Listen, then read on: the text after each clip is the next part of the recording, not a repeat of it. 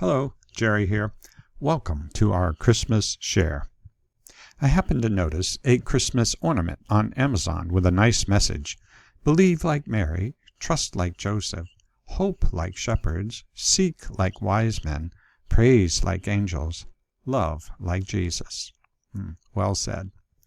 Before we share in our class some devotional thoughts, starting with some lines from Shakespeare's Hamlet, written sometime between 1599 and 1601. In Act 1, Scene 1, Marcellus says to Horatio, "Some say that ever against that season comes wherein our Saviour's birth is celebrated, the bird of dawning singeth all night long, and then they say no spirit can walk abroad, the nights are wholesome, then no planets strike, no fairy takes, nor witch hath power to charm. So hallowed and so gracious is the time." Horatio replied, "So have I heard, and do in part believe." The bird of dawning is the rooster, who was said to crow all night on Christmas Eve to keep the ghosts away. Shakespeare puts into the dialogue this folk belief that during the Christmas season the dark and sinister powers are restrained.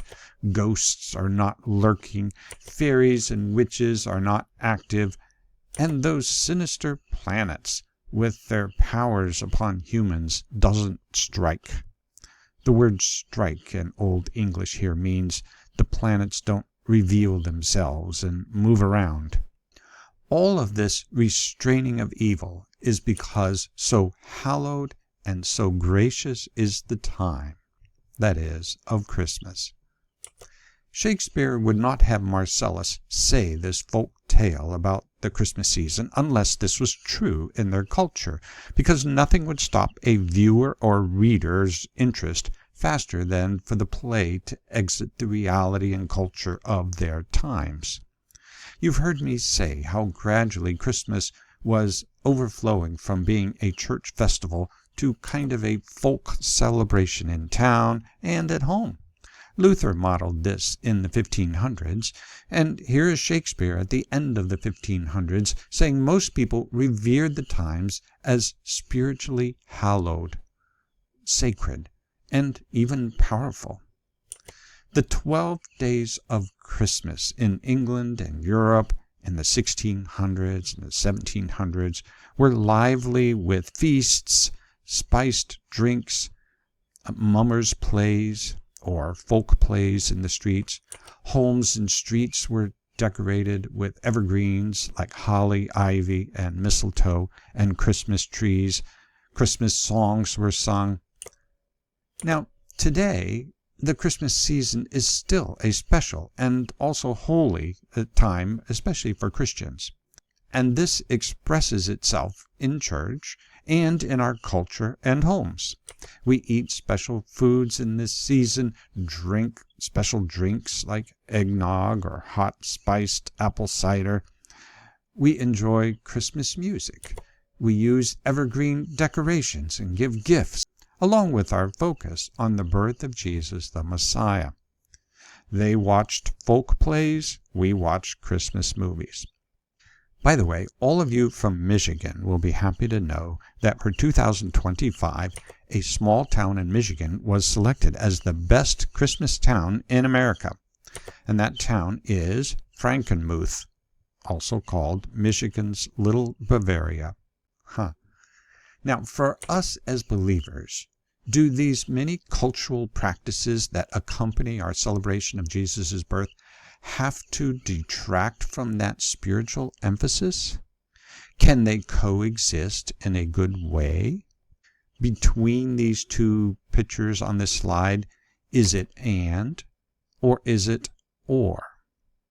Think of the 7 Jewish feasts that pulled in so many Jews to Jerusalem, including the 3 that were mandatory. These huge festivals brought together God's people not only to share temple services, but they would travel together in caravans from all over Israel, both for safety and for company. Surely many families and clans became regular travelers together. And imagine all the hospitality and eating together and music. I'm sure your senses would be filled while in Jerusalem during a feast, seeing all your fellow Jews together, smelling all the Israeli food they were making, as well as the temple sacrifices, hear their music and their celebrations. Were they allowed to enjoy all these other cultural and social activities during the feast of however many days? Well, yes, of course. When all the Jews returned home from one of the feasts, I can hear them, can't you?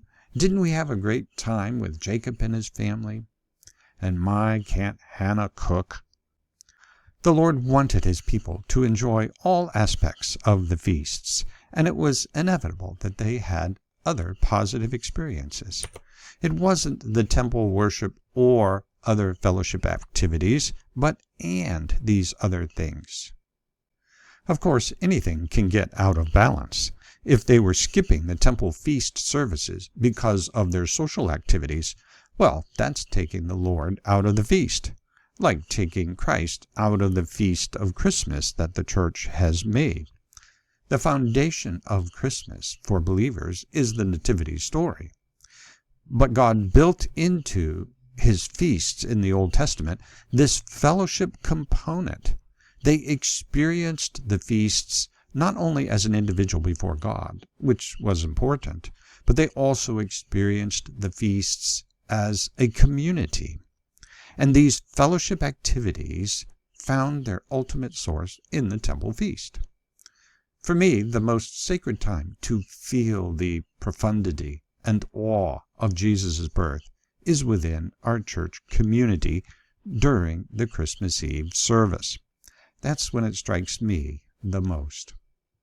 Here's another Christmas tree ornament.